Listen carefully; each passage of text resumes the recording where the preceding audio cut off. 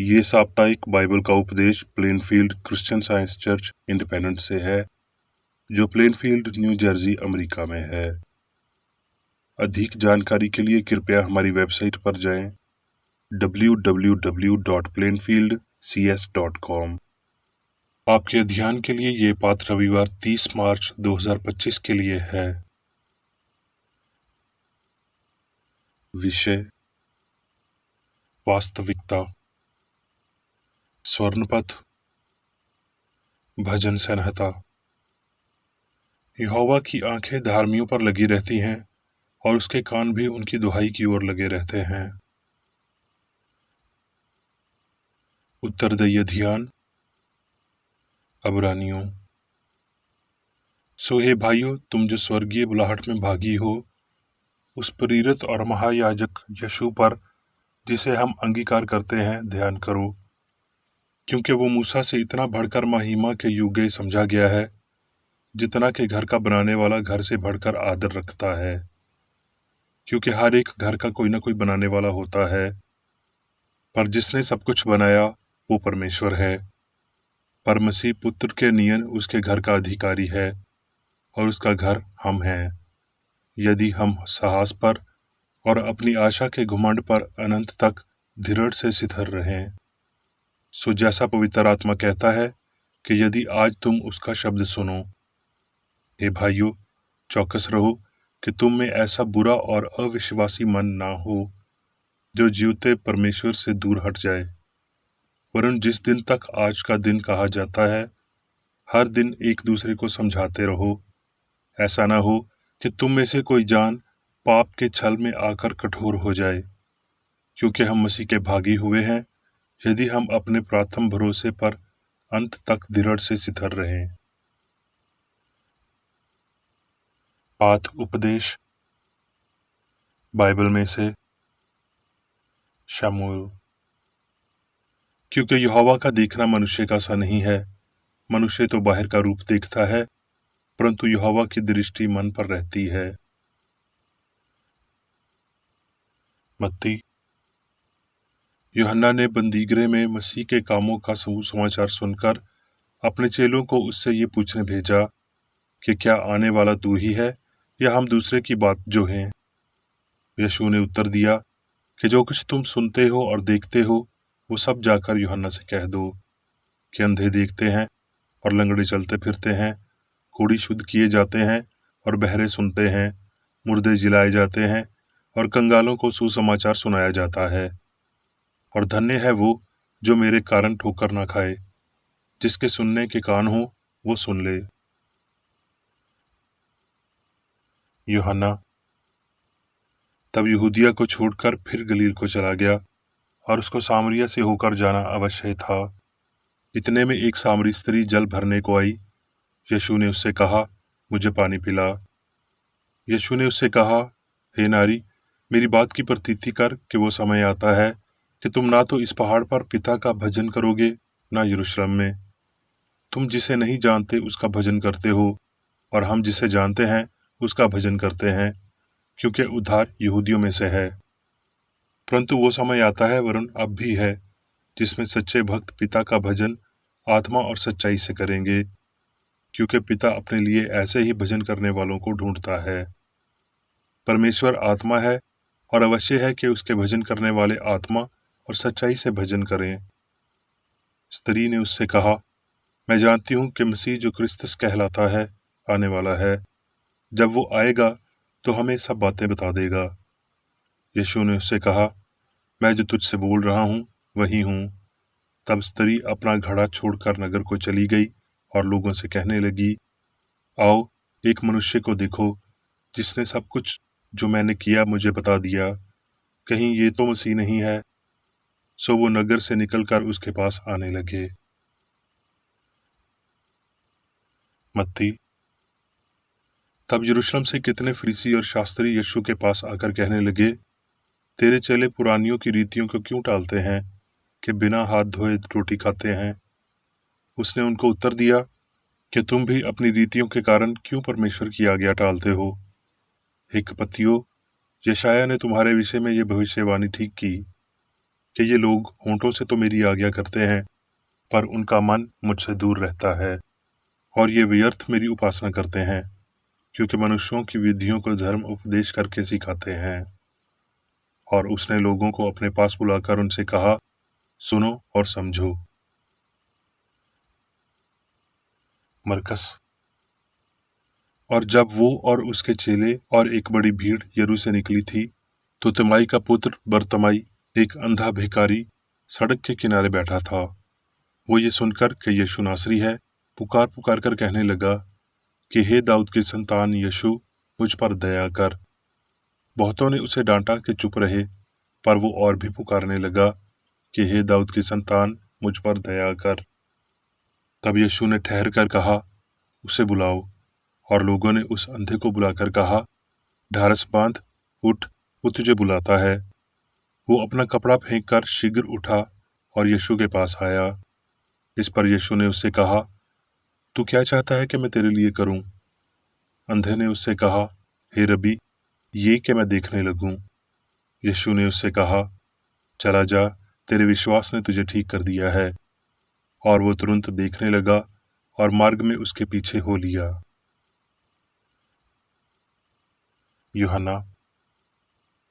इन बातों के बाद यीशु ने अपने आप को तिब्रियास झील के किनारे चेलों पर प्रकट किया, और इस रीति से प्रकट किया। शमौन पतरस और तोमा, जो दिदुमुस कहलाता है, और गलील के काना नगर का नितनेल और जब्दी का पुत्र, और उसके चेलों में से 2 और जन इकट्ठे हुए। शमौन पतरस ने उनसे कहा, मैं मछली पकड़ने को जाता हूँ। उन्होंने उससे कहा, हम भी तेरे साथ चलते हैं। सो वो निकलकर नाव पर चढ़े, परंतु उस रात कुछ न पकड़ा। भोर होते ही यीशु किनारे पर खड़ा हुआ, तो भी चेलों ने ना पहचाना कि ये यीशु है। तब यीशु ने उनसे कहा, हे बालकों, क्या तुम्हारे पास कुछ खाने को है? उन्होंने उत्तर दिया कि नहीं।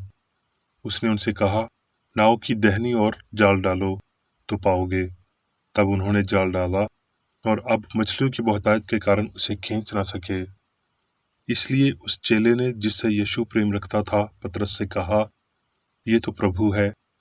शमौन पतरस ने ये सुनकर कि ये प्रभु है, कमर में अंगराखा कस लिया, क्योंकि वो नंगा था, और झील में कूद पड़ा। यीशु ने उनसे कहा कि आओ भोजन करो, और चेलों में से किसी को ही याव ना हुआ कि उससे पूछें कि तू कौन है, क्योंकि वो जानते थे कि हो ना हो ये प्रभु ही है। यीशु आया और रोटी लेकर उन्हें दी, और वैसे ही मछलियां भी। यशाया। ऐ सब प्यासे लोगों, पानी के पास आओ, और जिनके पास रुपया ना हो, तुम भी आकर मोल लो और खाओ। दाख मधु और दूध बिन रुपए और बिना दाम ही आकर ले लो। कान लगाओ और मेरे पास आओ, सुनो, तब तुम जीवित रहोगे। और मैं तुम्हारे साथ सदा की वचा बांधूंगा, अर्थात दाऊद पर की अटल करुणा की वचा। प्रकाशित वाक्य। जिसके कान हो वो सुन ले कि आत्मा कलीसियाओं से क्या कहता है। जो जय पाए, मैं उसे उस जीवन के पेड़ में से, जो परमेश्वर के स्वर्गलोक में है, फल खाने को दूंगा। अब मैं मेरी बेकर एडी द्वारा क्रिश्चियन साइंस की किताब विज्ञान और स्वस्थ शास्त्रों की कुंजी के साथ के साहस संबंधी अंश पढ़ूंगा। विज्ञान और स्वस्थ। सही तर्क के लिए विचार से पहले केवल एक तथ्य होना चाहिए, अर्थात आध्यात्मिक अस्तित्व। ईश्वर और उसकी रचना में सभी वास्तविकता सामंजस्यपूर्ण और शाश्वत है। वो जो बनाता है वो अच्छा है, और जो कुछ भी बनाया जाता है वो उसी के द्वारा बनाया जाता है। आध्यात्मिक वास्तविकता सभी चीजों में वैज्ञानिक तथ्य है। मनुष्य और पूरे ब्रह्मांड की कार्रवाई में दोहराया गया आध्यात्मिक तथ्य सामंजस्यपूर्ण है और सत्य का आदर्श है। आध्यात्मिक तथ्य उल्टे नहीं हैं, विपरीत विसंगति जिसका आध्यात्मिकता से कोई संबंध नहीं है, वास्तविक नहीं है। वास्तविकता और उसके विज्ञान में होने के क्रम को समझने के लिए आपको परमेश्वर को उस सभी के दिव्य सिद्धांत के रूप में फिर से शुरू करना चाहिए जो वास्तव में है। आत्मा, जीवन, सत्य, प्रेम, एक के रूप में गठबंधन और भगवान के लिए शास्त्र के नाम हैं। सभी पदार्थ, बुद्धि, ज्ञान, अस्तित्व, अमरता, कारण और प्रभाव ईश्वर के हैं। ये उसकी विशेषताएं हैं। अनंत दिव्य सिद्धांत, प्रेम की शाश्वत अभिव्यक्तियां। कोई भी ज्ञान बुद्धिमान नहीं है, लेकिन उसका ज्ञान है। कोई सत्य सत्य नहीं है, कोई प्रेम प्यारा नहीं है। कोई जीवन जीवन नहीं है, लेकिन परमात्मा है। कोई अच्छा नहीं है, लेकिन अच्छा भगवान सबसे अच्छा है। आत्मा के बारे में हम सब सही रूप से जानते हैं कि ईश्वर ईश्वरीय सिद्धांत से आता है और ये मसीह और क्रिश्चियन साइंस के माध्यम से सीखा जाता है।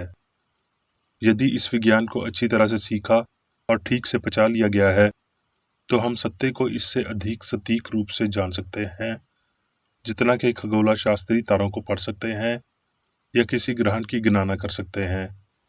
ये मन की बात पढ़ना ज्योतिषी के विपरीत है।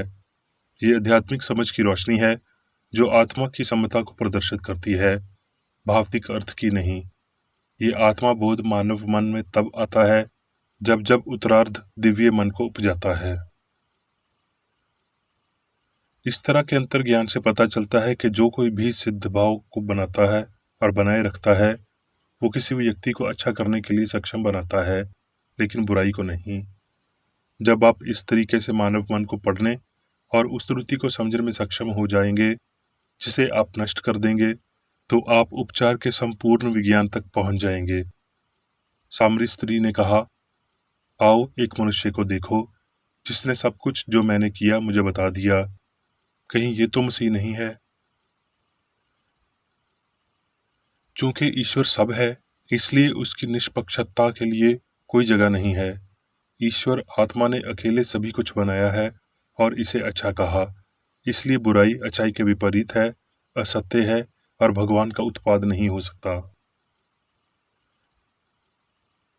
शास्त्र कहते हैं, क्योंकि हम उसी में जीवित रहते और चलते फिरते और स्थिर रहते हैं। फिर ये प्रतीत होने वाली शक्ति क्या है जो ईश्वर से स्वतंत्र है, जो बीमारी का कारण बनता है और इसे ठीक करता है? ये विश्वास के त्रुटि, नश्वर मन का नियम, हर दृष्टि से गलत, पाप, बीमारी और मौत को गले लगाने वाले के अलावा क्या है? ये सत्य के और आध्यात्मिक नियम के अमर मन के बिल्कुल विपरीत है। ये परमेश्वर के व्यवहार की भलाई के अनुसार नहीं है कि वो मनुष्य को बीमार कर दे, फिर मनुष्य को खुद को ठीक करने के लिए छोड़ दे। ये मानना बेतुका है कि सामग्री बीमारी का कारण है और इलाज दोनों कर सकता है, या ये कि आत्मा, ईश्वर बीमारी पैदा करता है और सामग्री पर अपना उपचार छोड़ देता है। हमें आश्रित विज्ञान का परित्याग करना चाहिए और ऑन्कोलॉजी को अपनाना चाहिए, वास्तविक होने का विज्ञान। हमें केवल बाहरी अर्थों को स्वीकार करने की बजाय यथार्थवाद में गहराई से देखना चाहिए कि हम चीड़ के पेड़ से आड़ू इकट्ठा कर सकते हैं या कला से होने की सहमति सीख सकते हैं। फिर भी मनुष्यों के बीच सुधारात्मक मिशन में विज्ञान को जिस मार्ग पर चलना है, उसके कुछ प्रमुख भ्रम भी उतने ही तार्क संगत हैं। भ्रम नाम ही शून्यता की ओर संकेत करता है। यहूदी और अन्य जातियों में तीव्र शारीरिक संवेदनाएं हो सकती हैं, लेकिन नश्वर लोगों को आध्यात्मिक ज्ञान की आवश्यकता होती है। यीशु जानता था कि वो पीड़ित, दुष्ट और व्यभिचारी है। वो आध्यात्मिक से अधिक सामग्री की तलाश में है। भौतिकवाद पर उनका जोर तेज था, लेकिन महत्वपूर्ण था। उसने कभी भी कठोर निंदा को पाखंड नहीं दिया है। बच्चों को उनके पाठों में से सत्य, उपचार, क्रिश्चियन विज्ञान पढ़ाया जाना चाहिए और बीमारी के बारे में सिद्धांतों और विचारों पर चर्चा मनोरंजन से दूर करना चाहिए। त्रुटि के अनुभव और उसके कुष्ठों को रोकने के लिए अपने बच्चों के मन से पापी या रोगग्रस्त विचारों को दूर रखें। उत्तरार्ध को पूरब के समान सिद्धांत पर बाहर रखा जाना चाहिए। ये क्रिश्चियन विज्ञान को जल्दी उपलब्ध करता है। कुछ इनवैलिड तथ्यों को जानने या मामले की भ्रांति और इसके कथित कानूनों के बारे में सुनने के लिए तैयार नहीं है। वो अपने भौतिक देवताओं के लिए थोड़ा अधिक समय समर्पित करते हैं, जीवन और पदार्थ की बुद्धि में विश्वास से चिपके रहते हैं और ये उपेक्षा करते हैं कि ये त्रुटि उनके लिए और अधिक करेगी। जब वो एकमात्र जीवित और सच्चे ईश्वर को स्वीकार करने के लिए तैयार हैं।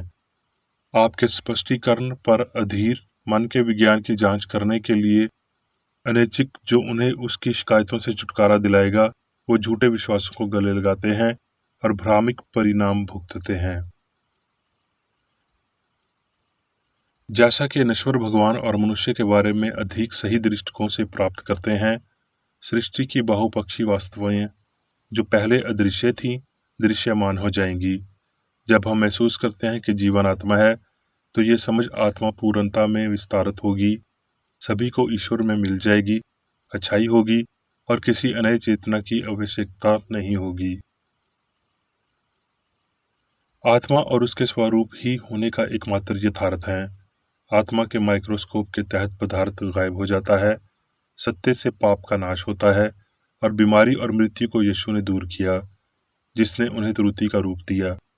आध्यात्मिक जीवन और आशीर्वाद ही प्रमाण है जिसके द्वारा हम सच्चे अस्तित्व को पहचान सकते हैं और उस अकांती शांति को महसूस कर सकते हैं जो आध्यात्मिक प्रेम को अविश्वासित करने से आती है।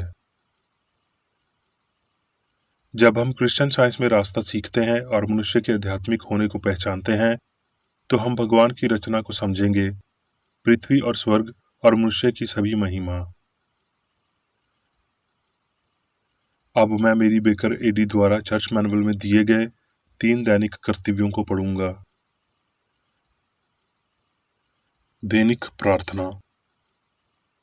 प्रत्येक दिन प्रार्थना करने के लिए इस चर्च के प्रत्येक सदस्य का कर्तव्य होगा, तुम्हारा राज्य आए, ईश्वरी सत्य, जीवन और प्रेम के शासन को मुझ में स्थापित कर और मुझ पर शासन कर, और तेरा वचन सभी मनुष्यों के स्नेह को समृद्ध कर सकता है और उन पर शासन कर।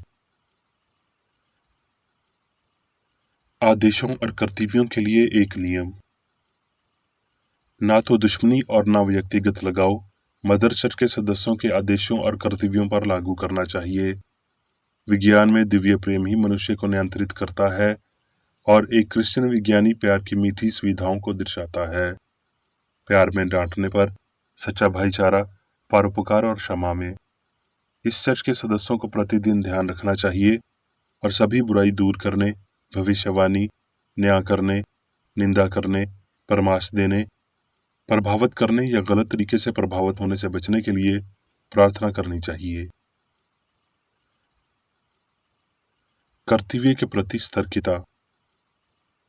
इस चर्च के प्रत्येक सदस्य का ये कर्तव्य होगा कि वो प्रतिदिन आक्रामक मानसिक सुझाव से बचाव करे और भूलकर भी ईश्वर, नेता और मानव जाति के प्रति अपने कर्तव्य की उपेक्षा नहीं करनी चाहिए। उनके कामों से उन्हें आंका जाएगा और वो उचित या निंदनीय होगा।